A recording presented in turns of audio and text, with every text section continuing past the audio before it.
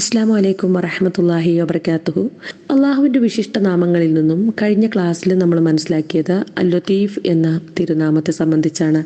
തൻ്റെ അടിമകൾക്ക് ഏറ്റവും ഗുണകരമായത് എന്ത് എന്ന് അതിസൂക്ഷ്മമായി തിരിച്ചറിയുകയും അത് അവർക്ക് എത്തിച്ചു കൊടുക്കുകയും ചെയ്യുന്നവനാണ് അൽ ലത്തീഫ് എന്ന് കഴിഞ്ഞ ക്ലാസ്സിൽ നമ്മൾ മനസ്സിലാക്കുകയുണ്ടായി.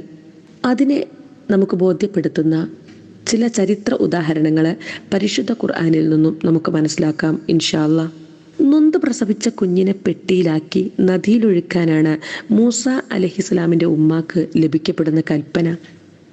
പ്രത്യക്ഷത്തിൽ ഒരു മാതാവിനെ സംബന്ധിച്ചിടത്തോളം ഏറ്റവും വേദനാജനകമായൊരു കാര്യമാണത്. പക്ഷേ യഥാർത്ഥത്തിൽ അള്ളാഹു മൂസ അലൈഹിസ്സലാമിൻ്റെ ഉമ്മയോട് കാണിച്ച അങ്ങേയറ്റത്തെ കൃപയായിരുന്നുവല്ലോ അത്.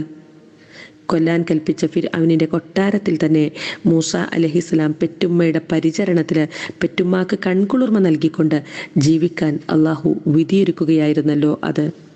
അതെ, അള്ളാഹു മനുഷ്യർക്ക് വിധിക്കുന്ന ഓരോ വിധിയിലും നമുക്ക് അറിയാത്ത യുക്തിരഹസ്യങ്ങളുണ്ട്. അതേപോലെ സൂറത്ത് കഹഫിലെ മൂസാ നബി അലൈഹിസ്സലാമിൻ്റെയും ഖിദ്ർ അലൈഹിസ്സലാമിൻ്റെയും സംഭവത്തിൽ അടിയാറുകൾക്കറിയാത്ത രൂപത്തിൽ അള്ളാഹു അവരോട് കൃപ കാണിക്കുന്നു എന്നതിന് വമ്പിച്ച പാഠങ്ങളുണ്ട്. ഖിദ്ർ അലൈഹിസ്സലാം കപ്പലിന് കേടുപാട് വരുത്തിയപ്പോൾ മൂസ അലൈഹിസ്സലാം അത് ചോദ്യം ചെയ്യുന്ന ഒരു സംഭവമുണ്ട്.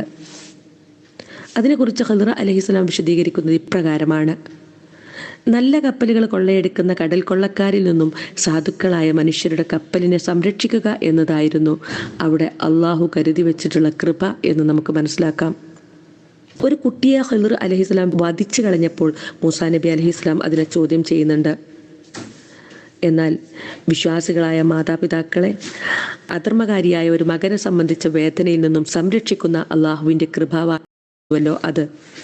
പിന്നീട് ഒരു മതില് പുതുക്കി പണിഞ്ഞ സംഭവവും മൂസ അലൈഹിസ്സലാം ചോദ്യം ചെയ്യുന്നുണ്ട്.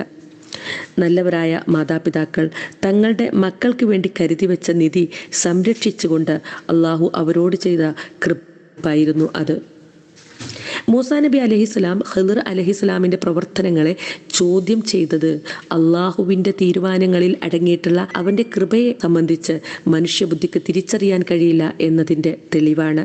അതുകൊണ്ട് വേദനകളും നഷ്ടങ്ങളും പ്രയാസങ്ങളും പിടികൂടുമ്പോൾ ആത്യന്തികമായി അതിന് അള്ളാഹു അതിൽ നമുക്ക് കരുതി വെച്ചിട്ടുള്ളത് നന്മയാണ് എന്ന് തിരിച്ചറിയാൻ നമ്മളെ കൊണ്ട് സാധിക്കണം. അപ്പോഴാണ് ക്ഷമിക്കുവാനും തന്നിമിത്തം ലത്തീഫായ റബ്ബിൻ്റെ കാരുണ്യം അനുഭവിച്ചറിയുവാനും നമുക്ക് സാധിക്കുകയുള്ളൂ.